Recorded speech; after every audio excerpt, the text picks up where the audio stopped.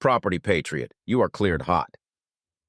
Good day, high flyers, and welcome to the Aim High podcast. Today, I am joined by Solomon Floyd. How are you, Solomon? I'm doing great. Thanks for having me on here, bud. It is an absolute pleasure. Listen, I was referred to you by a mutual friend, and he told me that I absolutely need to talk to you. So I'm really excited about this. How absolutely needed to talk to me. I love it. Perfect. And I'm here. Let's do it. Let's do it. All right. So we both have a mutual understanding of the military. You served, I served, but do me a favor. Let's go back a little bit. First, before we do anything, why don't you tell me about yourself? Yeah. I am a 28-year-old real estate investor. Started when I was 18. Really focused on building my own concept around serving other people.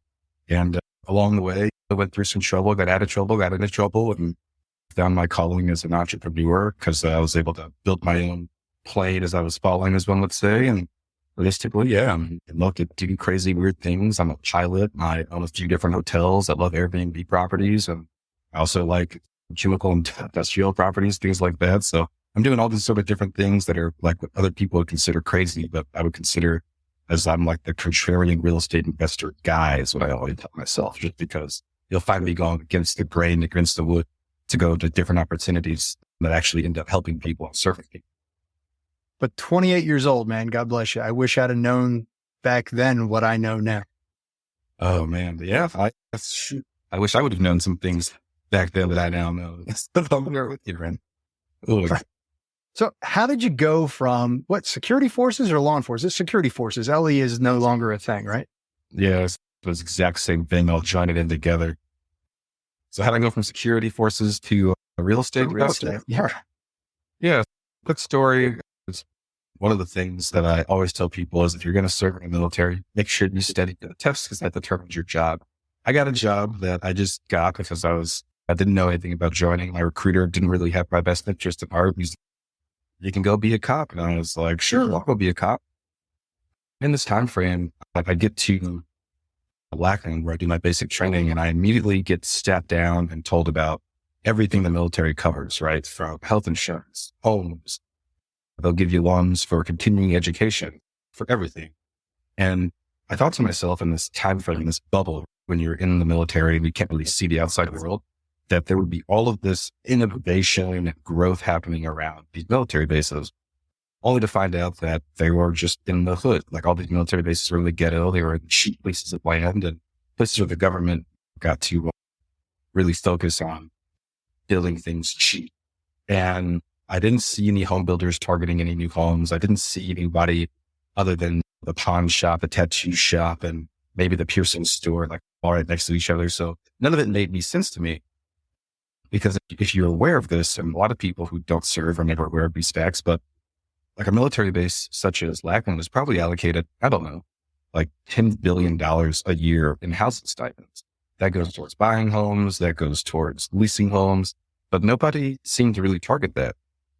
So when I got to my first duty station, Shepherd Air Force Base in Wichita Falls, Texas, I started listening to everybody talk about how much they hate it there. It's too far from everything. The homes are old. There's nothing to do. It's all honky tonk country things. And I thought to myself, like, all right, I've got this unique opportunity as a gate guard. That's what I did. I stood at the gate and scanned IDs, but I always had a question loaded up of every ID that I scanned. And it was, what do you like about it here? What don't you like about it here? And if I could change anything that you would pay for, what would that be? And doing this survey of a couple 100,000 people on this military base almost every day led me to believe that in this data, everybody just wanted better housing. So I started with a very simple, just buying my first home. I bought it for, I think, maybe 25 grand, and then put about 60,000 of my own money into it that I had from a business that I'd sold previously. And instead of renting out the home itself for $950 like the rest of the landlords were doing, I was catering to the military members who had these short-term stays. They were only there for 3 months, 6 months, and 9 months. They weren't able to really get long-term rentals. So I just divided the house into 3 different rooms, got rid of the garage from this old 1960s house, got rid of the master bedroom. I turned every room into a master suite. So there was no common bathroom area, just a big open area for them to hang out, do their thing.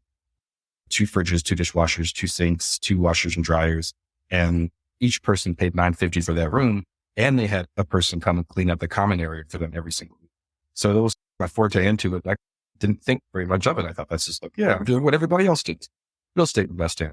And I was able to do that about 12 times in 1 year. And my bank was like, all right, stop. You can't do that. Here's a line of credit. Go out and buy more homes and go do what you're going to do. And got me started on the journey of making it happen and putting it all together. Really, it's just piece by piece.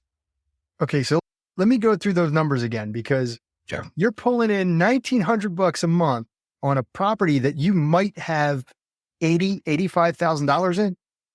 Yeah, exactly. And I didn't even buy it using cash. I bought the first property using my VA loan. So 0% down for this $25,000 property. So you had no money in it, used your own money to renovate it, got all these people to move in, and you're just making money hand over fist. That was the idea. But like at the time, I thought that's what other people were making money doing in real estate. It wasn't until I started going back to Dallas from where these other investors were like, I make 9% and 8% a year on my townhome. And I was scratching my head thinking, you make 9 or 8%?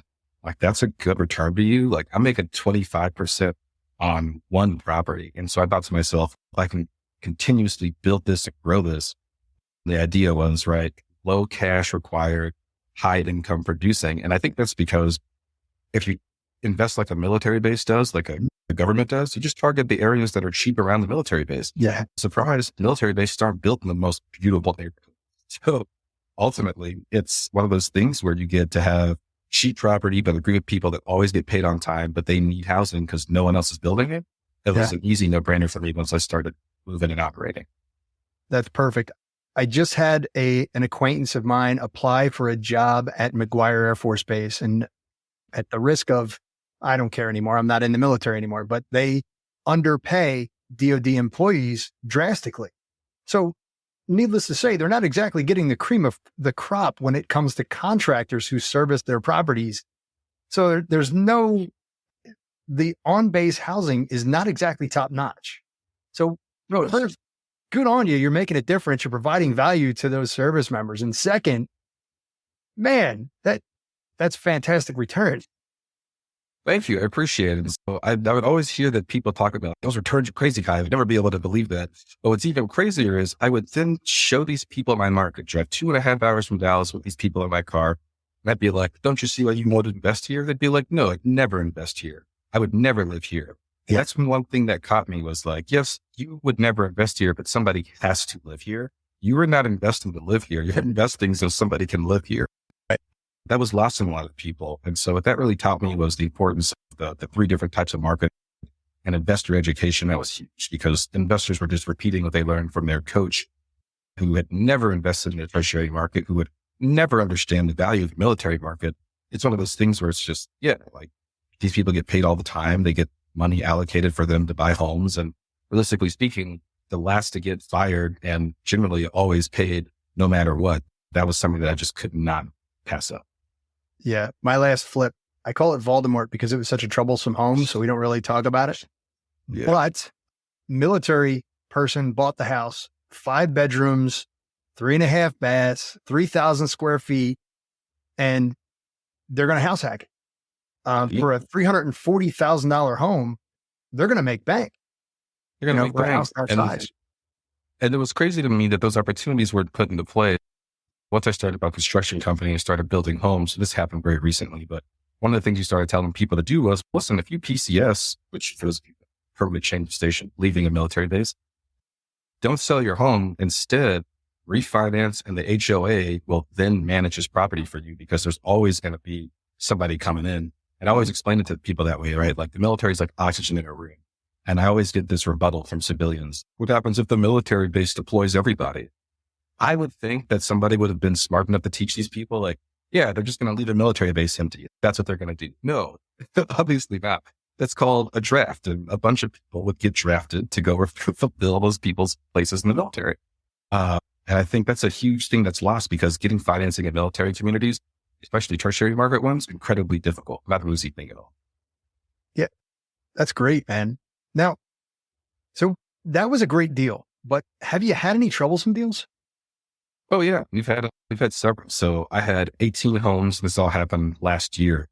18 homes that we were building, brand new construction out of 150. We chose a bunch of different contractors to do the work. And one of the subs we used to frame the properties did not put the foundation in properly, did not frame the property at all correctly, right? So I had to tear down 18 units of housing and start over again after I'd already gotten my loan for 50% of my lumber budget and my framing budget. So I had to come back in and spend all that money again. That was the toughest one. We're still dealing with that issue with that project specifically, purely because it just took so long to have to rebid, and then redo the plans because the roofs were all wrong. It was and is an absolute nightmare.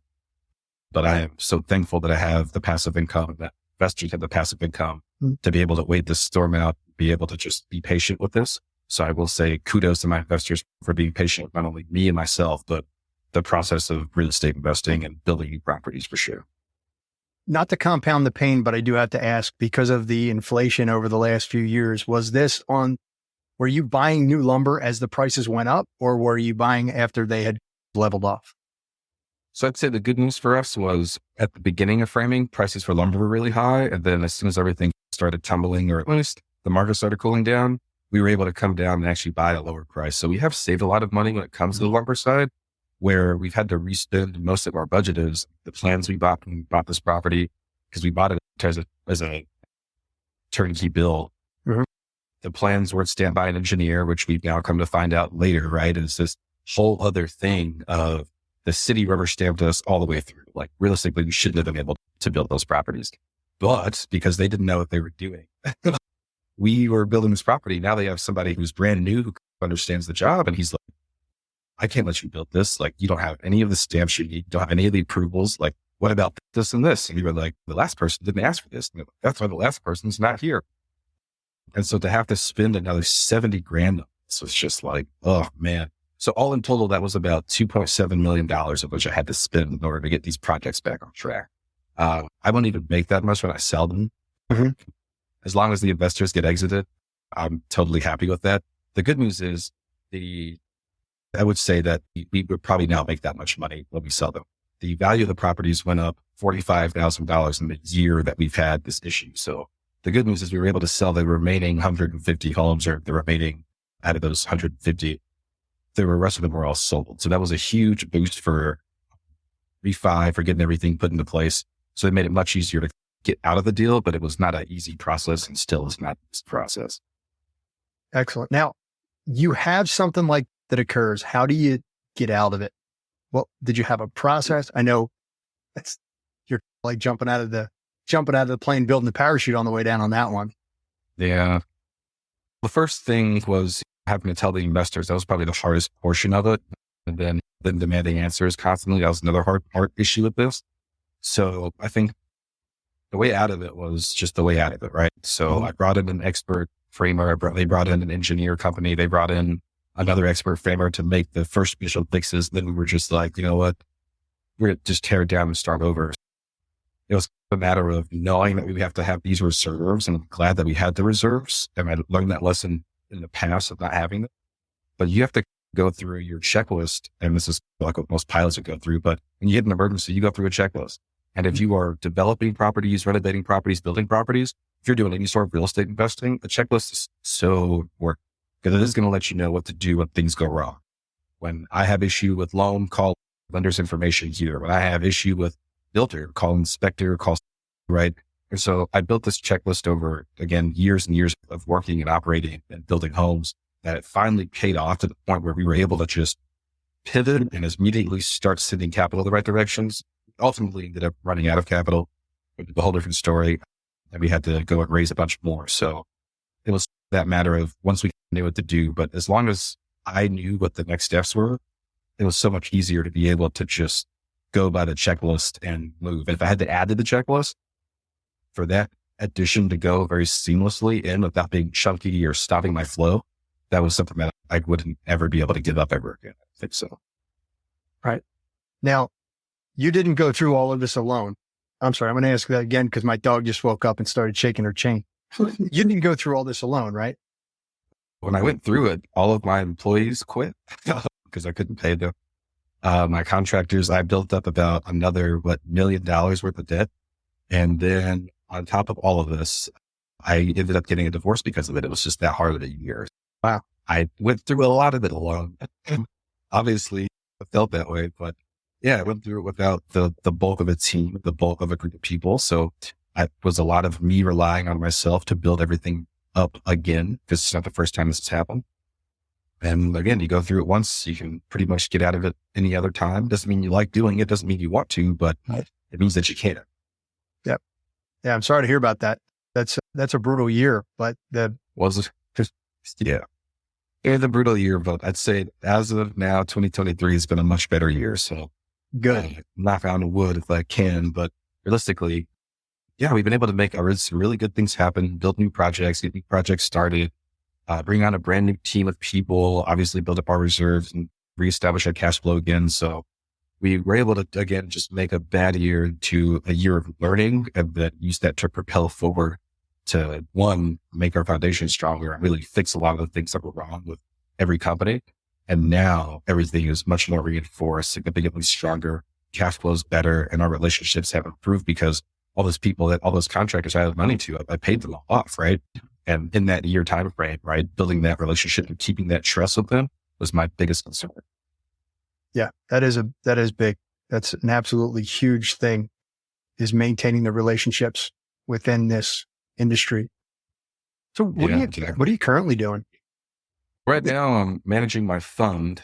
So we started a fund within this year time frame. So as everything's breaking down, I'm starting new companies. I started this fund where we were able to successfully transfer 2,500 units of property to a separate company that all have zero debt. So no debt, just lots of cash flow, and all around those numbers of 16 to 25% cash on cash return every single month. On top of that, with some other diversification into other REITs, other funds. But other than that, I'm starting to get into restaurants and bars. So we built a lot of homes throughout most of our markets. And now we're starting to build some of the actual community, which is the commercial places where people can go get their uniforms cleaned, places where the wives can have opportunities to work outside of just doing fast food or working on base. We are doing a franchise right now for our co-working spaces. We can host courses for military members and, again, their spouses and children to become real estate licensed, insurance licensed, appraisal licensed, all of it. And then I think transferring into a different concept now, my fun project is my flight club. And that is Unlimited Air Ventures, but it is a flight club designed for professional commercial pilots to be able to have access to turboprop planes on a commercial basis so they can be able to fly on their own without being, one, tied to an airline, and two, being tied to an FBO. So it gives them a little bit more autonomy to fly higher end aircraft without having to adhere to another company's schedule. They can do it on their own. Great. And now I got to ask you, you're 28 years old. You've been doing this for relatively a short period of time, but a long period of time of your life, right? Yeah. What is one thing that you learned as your wealth increased? Definitely had to learn how to spend my income. I had to, again, diversify. I thought that my portfolios were always going to be my rock, which was never not the case, right? It was just when I lived above my cash flow producing ability. And that's something that I had to learn multiple times and ease into something like that, where I think a lot of people were like, oh, I can retire now because I've got 2 properties until things go south. So the thing I didn't learn at all was, one, I had to replace my income. I didn't do that. I did property first, and then I started investing into stocks and bonds and other REITs and funds. Had I started off first, realistically, I think I would have switched it around and done REITs and funds first because they were paying out 28%. If that's all I wanted, I would have just done that 28% a year. It would have been so much easier. Right? Built that up, and now I've got 2 forms of income, my paycheck from if I would have stayed in the military, which would have never happened, or and the stock income. So 2 forms of income to a lender would have looked way better. And even then, using my VA loan, I could have gone and done way more innovation. I could have done way more. So I think the first thing that I would have focused on was not trying to get the asset first and trying to raise money as my first deal ever, because that is very tricky and difficult. I would have focused on bringing in passive income, truly passive income from the start. That would have been the number one most. Awesome. Yeah, man. I like much respect, man. You did it right. Absolutely jumped into it. And I keep pointing out that you're young, relatively speaking. You're half my age. And I love hearing what you're doing because I think that having you on this podcast promotes a lot of value for other individuals. We target essentially military and first responders who are going in or they're already involved and they're looking for that path. Right. And you did it. You did exactly what we're trying to promote. That's the idea, right? So I always preach this as the thing when people ask me how I get started. Find a market that you can understand. So understand where the people make their money from, understand where that money goes, and then ask them what they need. Right? So, for example, Flint, Michigan is a perfect example for new investors to get started. Why? There's a problem that needs to be solved, which is clean water. Well, you can't solve the problem by going to the street, but what you can do is what I did. You go and buy a property for cheap, 35 grand, 25 grand, and gut the entire thing, take all the pipes out. This is the expensive part.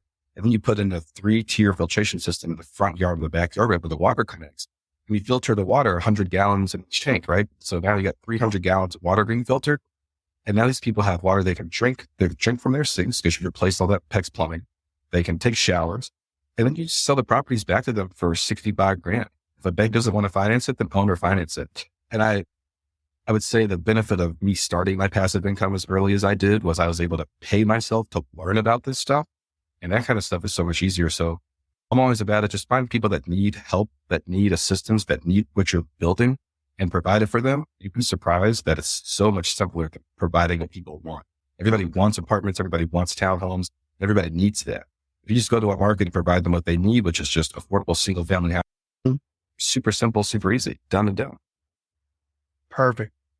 Man, you have provided a lot of value. I really do appreciate that. We're going to move on into the Soaring 4 if you're ready. Let's do it, man. All right. So the Soaring 4 are the same 4 questions that I ask every guest that can help someone who is just starting out achieve new heights. Question number 1 is, what do you use to keep yourself motivated? Well, do I use to keep myself motivated? Honestly, I'd say it is that service to others. As long as I can drive past a military base or I can drive past a tertiary market and just see that it's neglected. It's only neglected because investors are like, I'd never invest there. It makes me just want to go. Why? Because I think our great divide was between, right, our 2 presidents. And I think it was a matter of they both spoke to 2 very different people, but neither group of people felt heard. The people who were screaming from one side just wanted things that were affordable. The other group of people wanted things that were equitable. It's not that those are different things. You just need to be able to understand that if you are starting out in whatever business, real estate, you just need to understand that there is a group of people that is going to need what you do. And if they need it, provide it to them. Don't gouge them for it if they can't pay for it. Do what you can. For me, that's military members. With a VA loan that goes up to $450,000 in most states, it's a motivation to be able to say, why can't I just go and build homes strictly for VA members? You'd be surprised if you go to a primary market, you're going to see that no one wants to use a VA loan for anything. It's the weirdest thing. So again, huge market of people that need what you serve, but nobody's catering to. That's what I'd say is that's one of my motivators right there. Perfect. And I can't tell you how many students that I have, vets who come to me and they go, hey, should I use my VA loan for this? Why wouldn't you? Like, should I use my VA loan to buy this quad?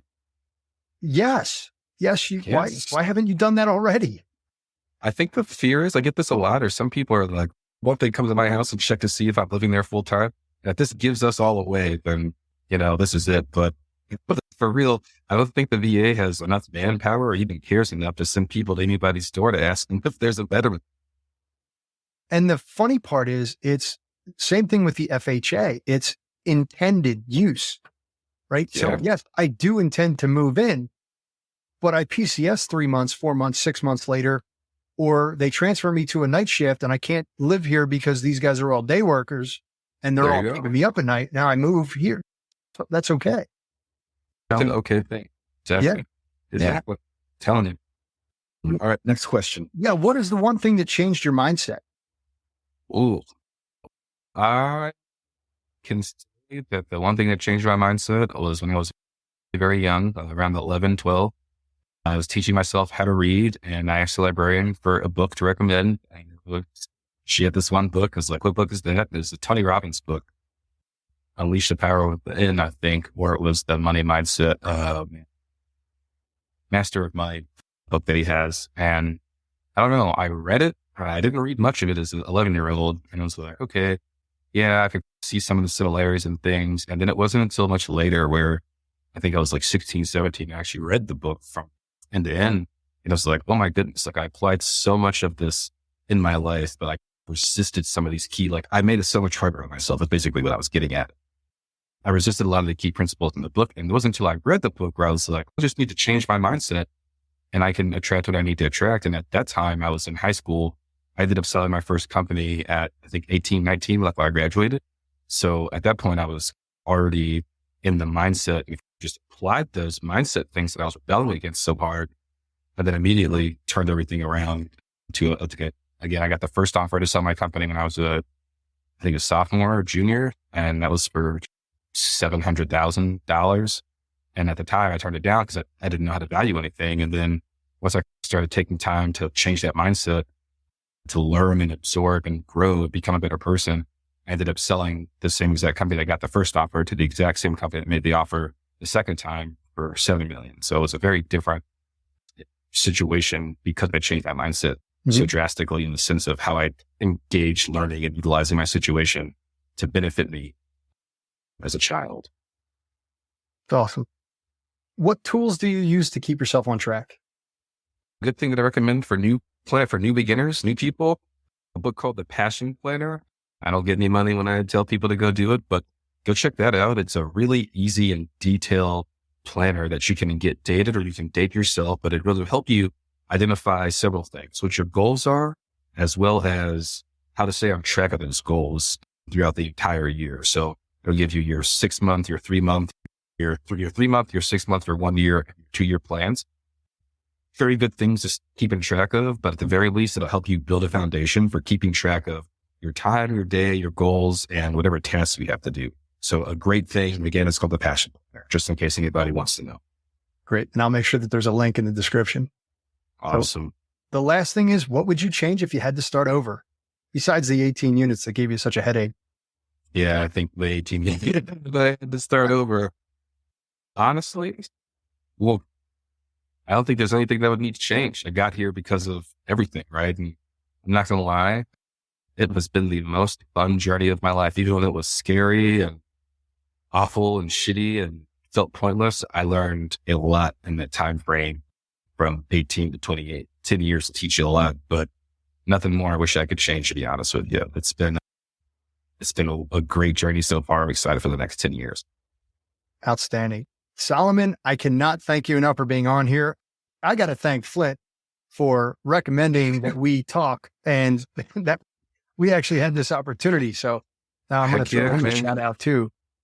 That's the whole idea of networking right there. Exactly. And the more people you know, the more input you get, the easier it is to make the appropriate decisions and find your path. Oh, you know what? I am going to change my answer. So the thing that I wish I would have changed, and we can do the cut now if you want. Yeah. So the thing I wish I would have changed is I would have started asking questions much earlier. So again, for you new people, go to networking events, but ask the people who've done the thing, ask them those questions and schedule time. My whole thing is I started doing this now and I started doing it like last year, but every networking event I attend, I try to make sure that I leave with at least 4 meetings after that event. Why 4? It's just a really good magic number for me. Choose whatever number you want, but you want that one-on-one time where you can ask your questions. What do you do? Why do you do it? What are the benefits of working with you versus working with somebody else? Ask these questions because you're going to meet somebody who is going to need that person one day, even if you don't need them yet. Yeah. And that's going to make it so much easier. And that's how I made a lot of my connections. I made a lot of my investors, but I helped them first before I asked them to give me their money. And that was something that I think is totally priceless and pretty much lost on most of the people who are investing today, I think, is give me the money first and I'll help you second, instead of let me help you first to show you my value so you can trust me to give me the money. I think that's the issue. Yeah, agreed. Absolutely agreed. Again, Solomon, I can't thank you enough. Thank you very much for appearing on the podcast today. I will definitely look forward to hearing this one air and look forward to talking to you soon. Yeah, absolutely, man. I love it. I'll actually be up in New York, I believe I'll be there the 20th. I'll be there for, I think, maybe a week or two. So I'll hope they connect. I'll be in Jersey City. I don't know how far away that is. It's about an hour. Yeah, I'm south, All right. about an hour. Heck yeah. Like, Cool, man. keep I love better. it. All right. Outstanding. Hoped. All right. All right. Thanks. For those of you who are watching on YouTube or listening on your favorite podcast channel, this is Bud Evans, the Property Patriot, host of the Aim High podcast, saying, until next we meet, aim high.